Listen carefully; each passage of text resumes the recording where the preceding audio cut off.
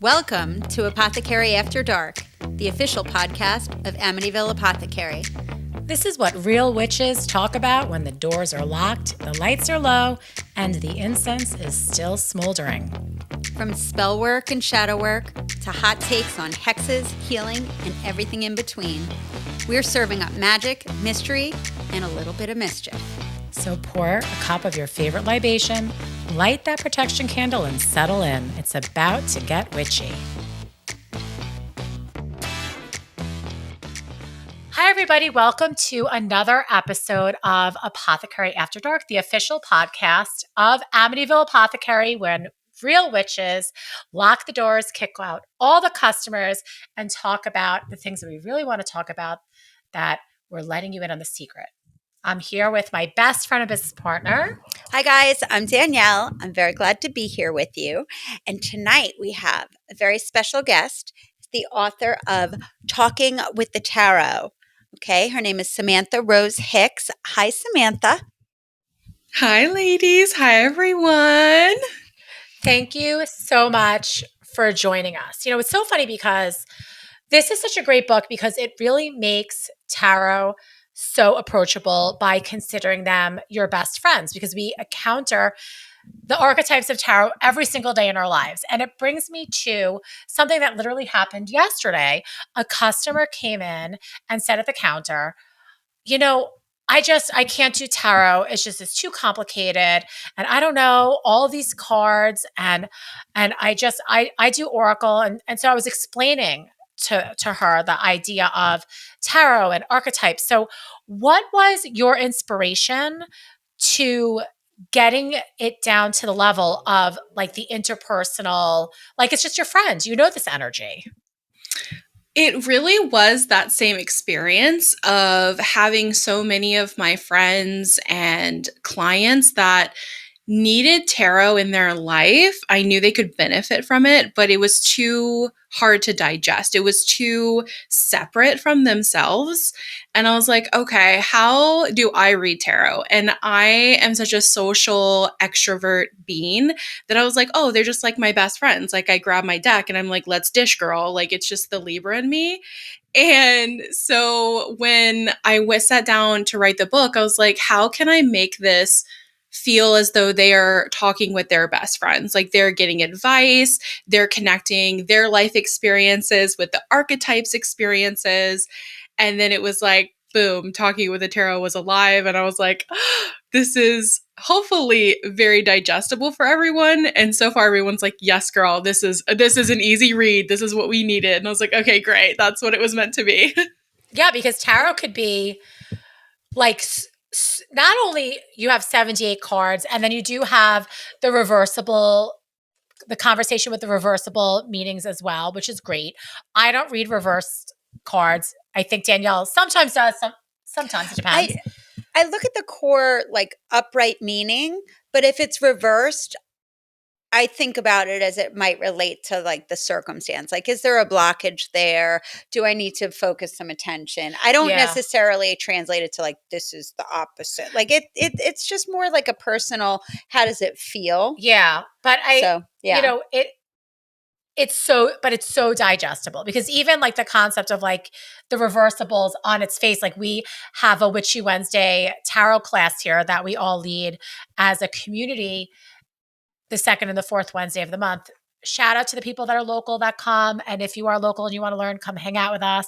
But you know, people get overwhelmed. So the fact that it is so digestible and you have those reversible conversations in here, it's actually like pretty amazing.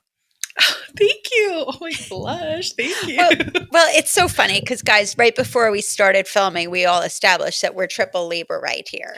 And that is the first zodiac sign of you interacting with another human. So, of course, I love how on the title page it says conversations with your 78 best friends, because new best friends. And I love that your forward is by Elliot Adam, which is a friend of ours. We love him. Yeah. Elliot's great. So you just break it down so simple that you give the meaning in the card, but also how does it relate in life to create that personal connection. Because, like, of course, you're like, oh, yeah, this is my Uncle Joe who gets drunk at the holiday dinner table and creates a scene, you know, and creates that conflict. And, like, that's his archetype. And then you're like, oh, here's some journal prompts. Let's write about it. So it becomes like you think about Uncle Joe instead of thinking about, like, oh, what does this card mean? Yeah.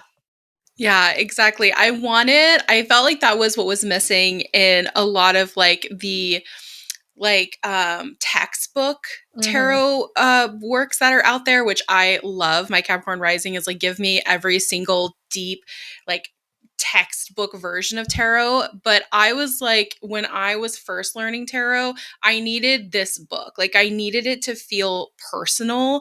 I needed to make real life connections with it in order for my neurodivergent, beautiful brain to retain what I was learning. And so that's why I wanted Talking with the Tarot to have that connection to, you have lived this experience. This is not something outside of you. This is a reflection of what you've already been through. And when the reader can make that connection, it doesn't feel such like a grand mountain to climb in order to do a tarot reading. They're like, oh, I know what the Fool means. I've quit my job before without a plan. It was scary, but I did it. And so no matter what question they're going to read for, if they pull the Fool, they're like, oh, crap. This is a scary adventure I'm about to start. You know what I mean? Yeah. So I just had a really funny game come to my head. Okay. You ready for this? You're not Here ready. Here we go. I don't even know what's You coming. have no idea. So this is the game, because I'm thinking about conversations with your 70 new best friends, but I'm going to do it in like the PG-13 version. I'm not going to do like the way we normally know this, but marry, kill, kiss. Okay, because you know the game? No, but go on. Keep going. So it's really supposed to be like marry, kill. Okay. But I'm going to say kiss. 3 cards. So of the 78, who would you kill? Who would you marry? And who would you kiss? So the idea about kiss is like you kiss and like you move on. It's not like somebody you keep around. Okay. It's a little passing fling. Okay. So what are the 3 archetypes? So one archetype you'd have to kill, one archetype you have to marry. Okay. And what archetype is like a one-night stand. Interesting.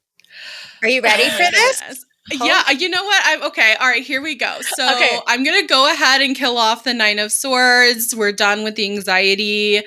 Everything is fine in my life. I'm no longer being kept up by those memories or experiences that are no longer happening. We're done with that. Kiss the Chariot, because we love a good momentum moment that leads in victory, if you guys get what I'm saying.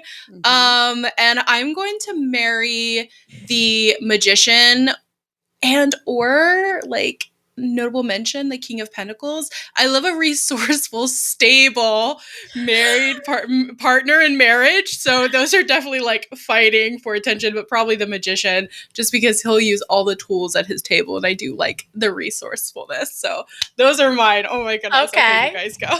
Okay, so I go now? Okay.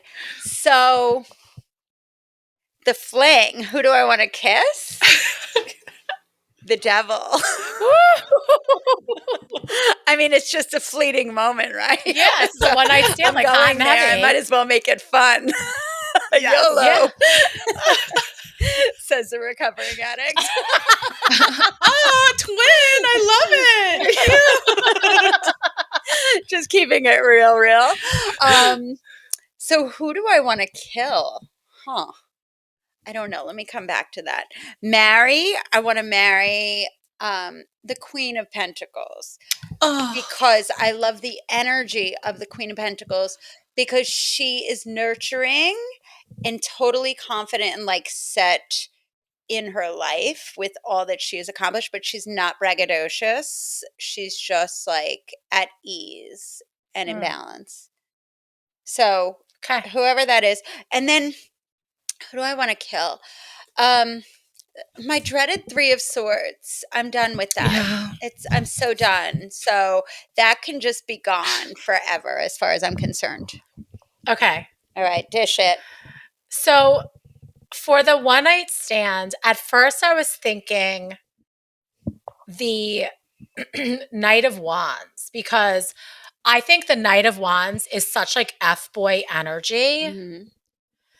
Like artist, like motorcycle jacket, tattoos, hot, but like definitely like a friggin' like little douchey, and he's like That's who you want to kill, or that's who you want to No, fling I'd want to with? like fling. Oh, you want to maybe. fling with that? I'm thinking I want to fling with that person because like Oh, he would yeah. definitely be like It's a good time. good in the sack, Mhm. but like definitely not for long term. Mhm. But then the other one that I thought could be like fun would be like, I don't know, like maybe like the Queen of Swords could be fun because like she's just like so honest. Like this is like gonna be like almost quickly like NG-17 rated, but like she'd be like the kind to like choke you out a little bit if you know you know.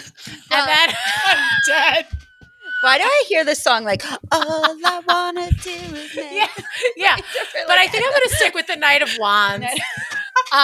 Because the Queen of Swords might actually kill you accidentally. Yeah, like in excess. Yeah, for Michael Hutchins. exactly. So then I'm thinking bad. the marry. I'm thinking the 10 of Cups is sort of like the card that always comes up about my life. So I feel like I already am married to the 10 of Cups.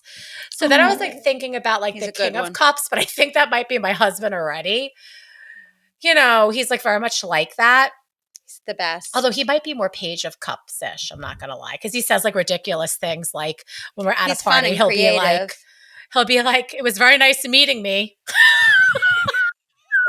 which is like very like Page of Cups-y stupid to say. He's got Or great he'll be like, "This is delivery. my wife. We went to different high schools together." So, but I do very well with that energy. So I'm going to stick with that. I'm going to say, let's do King of Pentacles. And then I think I'm in the mood to kill the Judgment card. Mm. That card just pisses me off, man. I don't know if it's like. Do you feel judged? Like what? I don't know why. You meet your maker? Like what? No, I don't know why Judgment just like pisses you off so much. Like I'll take like the 10 of Swords, the 9 of Swords, like all the swords. Judgment, like when I flip with Judgment, I'm like, you fucker. I don't know if it's like the imagery that pisses me off, like the graves or like the people like, oh, like coming out, like just aggravates me. So I'm definitely, Judgment's got to go. All right. That's fair. Yeah. Frick you know what? Mark. I can relate to that. Every time I see Temperance, it's like, don't you even show up.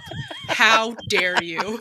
I don't know why we have a personal beef with Temperance. Everyone I know has a personal beef with Temperance, and I'm right there in the boat. Like, how dare you tell me to calm down? Well, first of all, Temperance is like an affront to Libras because it is. She's like, bitch, you're supposed to be balanced. Strive. We strive.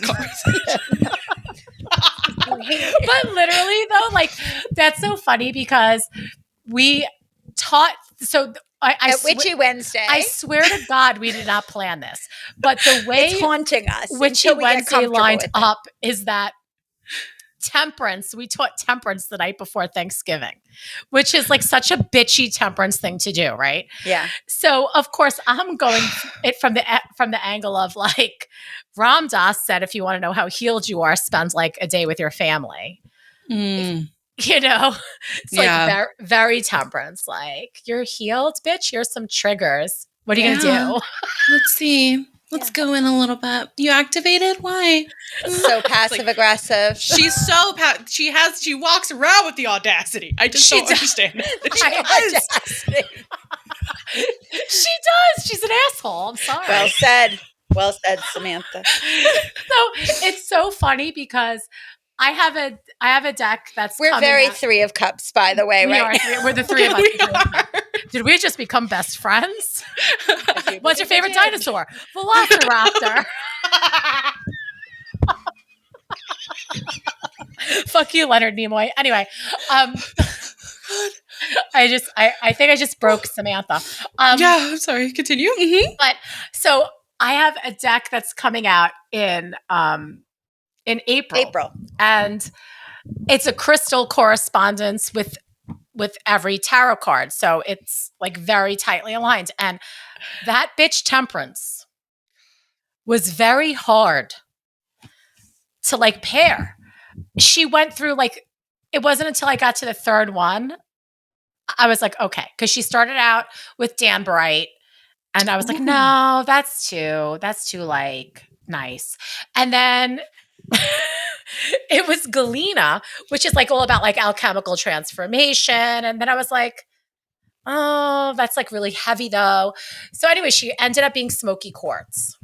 Ooh, you know what? I don't hate that. Right? As a crystal girly pop with a jewelry box like full of crystals, not a jewelry thing in sight, I like that pairing. Actually, Right? I think that's really a good nice. pairing. It's Yeah. appropriate. It Like, but what a transmutes. pain in the ass she was. Yeah. Temperance. Well, it grounds that frenetic energy that's not balanced. Yeah. Yeah, I like that Pulls pairing. it into the body. Makes you know, sense. So we could deal with her. Yeah. So, what's the card that you had the hardest time with, aside from Temperance, Samantha? I think for me, the card I had the hardest time with was probably the Tower in a really weird way.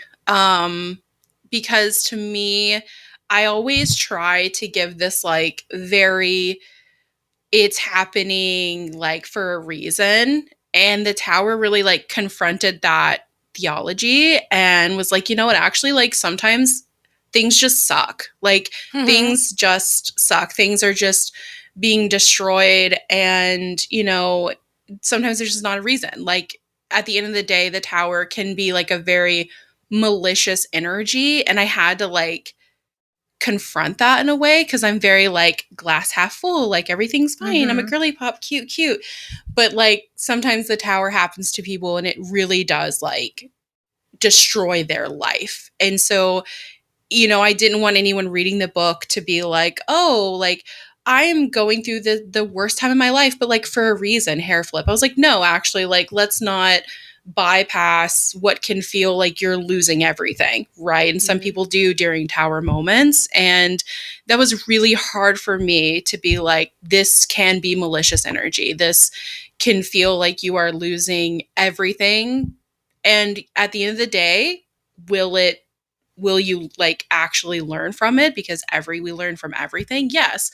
But I didn't want anyone to be like, oh, but like the purpose, right? And like make them feel like the hardest time of their life was like for a reason, because not everyone wants to hear that in the moment, right?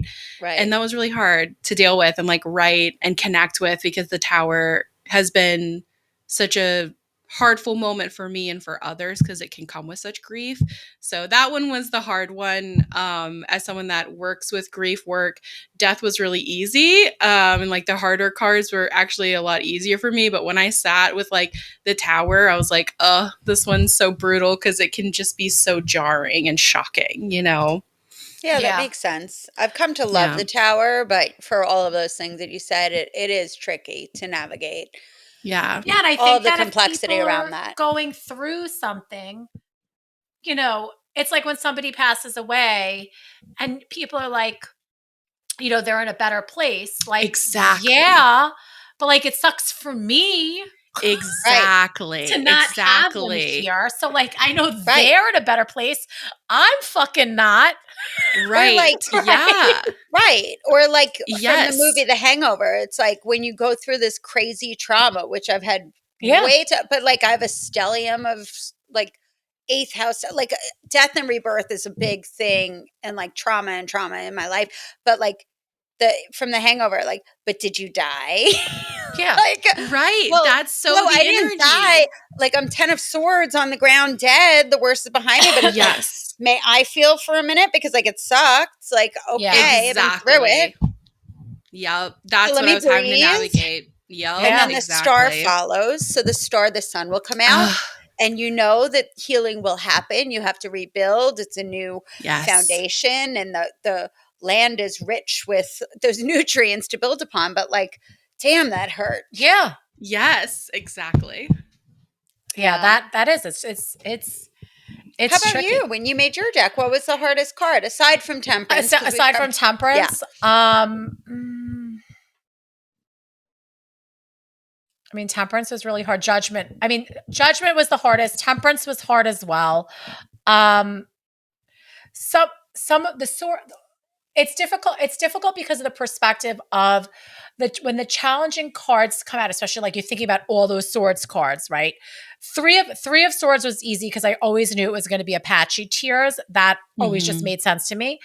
But then when you're getting into the more challenging, like the 9, the 10, you're like, there's really no crystals that mirror the energy. There's crystals that are like the antidote of the energy. Yes. Yeah. So that was tricky.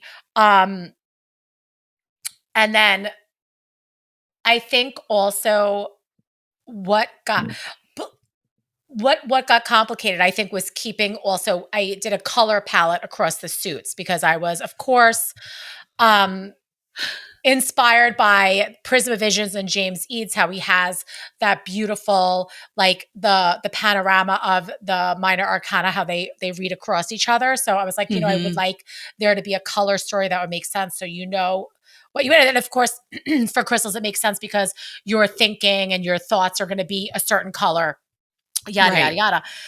Even getting into like some of the wands, there just aren't that many orange fucking crystals or yellow, orange. Like, so, that's where it got sort of tricky. But I mean, I'm still going to say judgment was rough, man. Judgment was. Samantha, what do you suggest as you're learning, you're having these conversations with the different archetypes?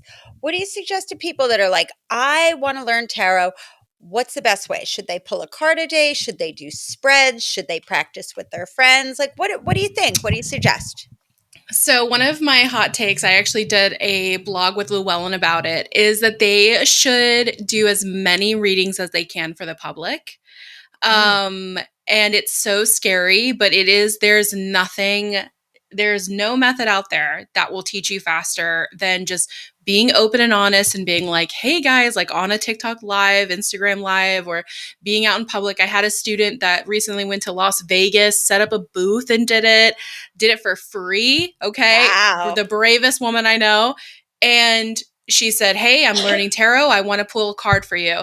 And so she did, I think, 58 readings. It's a great way to cut your teeth. Yeah, she came back and she was like, I feel so much more confident. I was like, absolutely. Because you read for so many different people. And so your nervous system really gets to react to all these different energies, and you have to work on how to like self-soothe. And then you get through this, like in this flow of like, actually, this is for free. I don't care what these people think. Like, this is for me. I'm learning the tarot. And so you're just pulling a card. And if you need the guidebook, you need the guidebook. Who cares? But you get to like really learn not only the messages of the tarot, but also build this confidence of like, build a confidence of reading for others. And you get to see the same card in different contexts, which is that second, more advanced layer to tarot reading is like, oh, the Fool can mean this in this context, but this in another. And so you get to see it show up based on the sitter's questions, right? And so it really will take your tarot reading from like a level 1 to a level 7, because you just get to just go through all these like walls of resistance, and you get to build your confidence, and you get to retain the meanings. It's a lot of fun. It's a fun practice. That is scary but fun. Sick advice. Sick advice. I think that's great advice. Absolutely. Because how often, especially like now, there's so many books, there's so much information, there are so many, different people that are reading all over the place. You can literally get into like analysis paralysis. You will never have enough information. There's always going to be like another take on the energy of a particular card. There's always going to be something that you can learn. I mean, and people definitely face like imposter syndrome. Yeah. So I think that's great advice. When I was becoming a Reiki master, I had to give 50 plus free treatments, and it cannot be more than 2 treatments to the same person as part of that program at a minimum, just because that way you really get your bedside manner. You really get the style of like the nuance, and it shakes off any nervousness, Yeah. and that it does boost your confidence, and it is different for everyone. And I think if people are receiving that reading for free or that treatment for free, they're much more willing to give you back that advice or the feedback, like this resonated, this Yes. didn't resonate. They're willing to give you a tip. They're willing to refer you to their friends. And I think it's a Yes. really great way to, So smart. just jump 2 feet in and have fun with it. Yeah, that's how I started. I was helping my friend at a psychic fair. She was selling jewelry, and I Love was that. just like with my cards, like trying to like calm myself down or whatever. And I had a lady come up to me, asked me to read her cards. It's all in the book, but I was so nervous. But at the end, it like just completely opened this door for me to where I went to the host of the psychic fair and I was like, hey, do you mind if I read here? And she was like, sure, baby, pay your fee. I don't care. And I was like, oh, I love you. So I gave her money. I set up a table, and I've read for thousands of people, and it was the best way to just sit in front of people, different personalities, and really affirm that this is what I wanted to do. Like I had to sit in front of people that were like, that was trash. And then I had to show up the next day. Like, Yeah. is this what I want? Right? Like, you know what I mean? And people that were like, oh, tell me, like, is my marriage going to work out, sitting next to their wife? Right. And I'm like, oh, okay, sure. Let's do this. Right. No Like pressure. it's Or the one so that's good like for this. you. And it really does like help What do you you got? feel confident, you know, Yeah. in this industry where, you know, sometimes online it like demands perfection. But if you just like go on a TikTok live and be like, hey, I'm new, I'm doing this for free, and you just get used to it, and then you really feel like you belong. And that's really nice to see love people that. grow into that. I think that's Yeah. great. Well, we like to pull a collective card for Yes. our people that are listening and watching. What And tarot deck you gonna pull from, Samantha? I recently got a new tarot deck. I'm gonna be honest. I don't even know the name of it. Okay.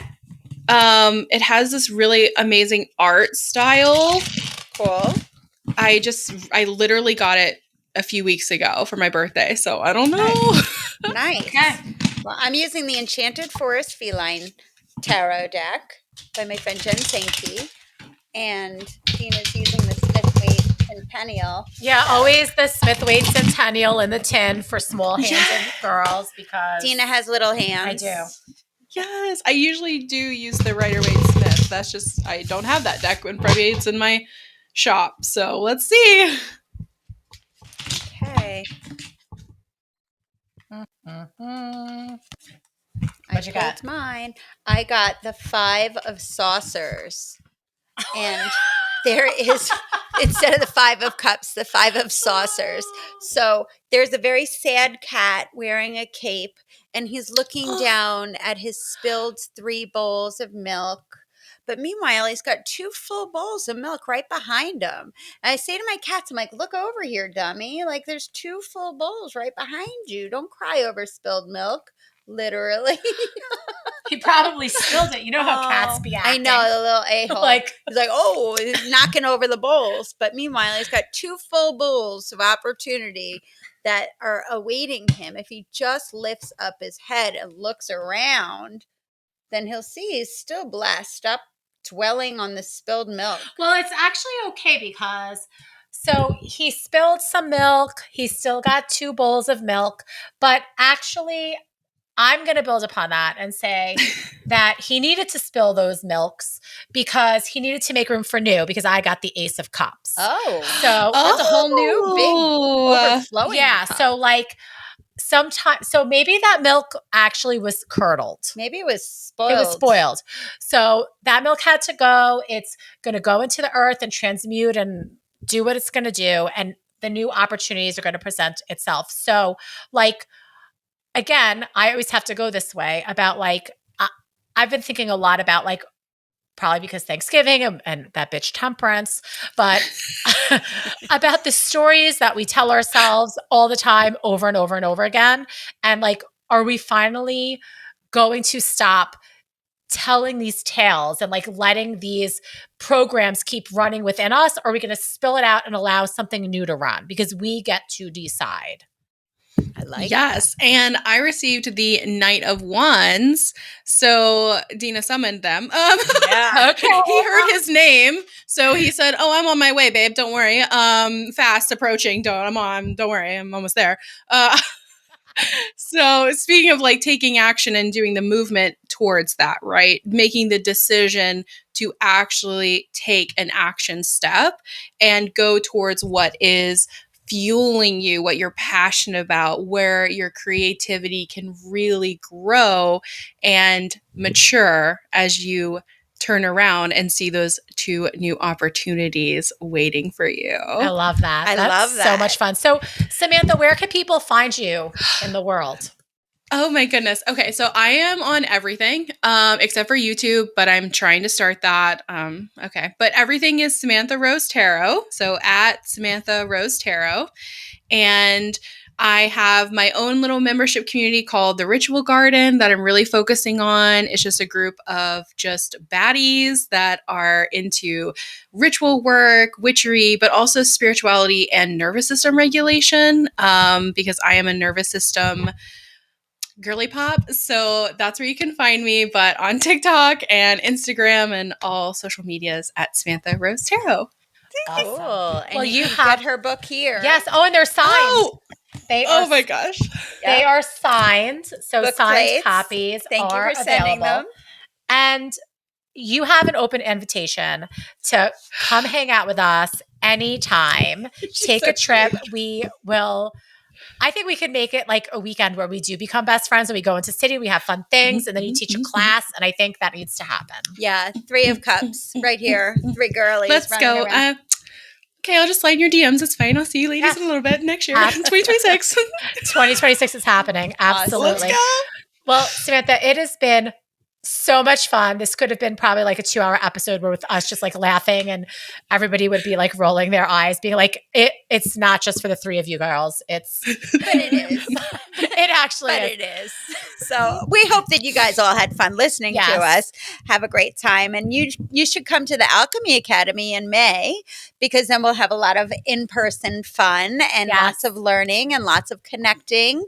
And tons of published authors are going to be presenting and speaking and signing, and you can come join the fun. Yeah, come hang. Yay! Thank you, ladies, so much. You guys, thanks so much for watching this episode and hang out with us. Make sure to subscribe, follow. You'll find us across all the social medias at Amityville Apothecary, and we will see you next time. See you soon. Bye. Bye, everybody. That's all for tonight, witches, but the magic doesn't stop here. Be sure to follow Apothecary After Dark wherever you listen to your favorite podcasts. Leave us a comment or review. We'd love to hear what's stirring in your cauldron.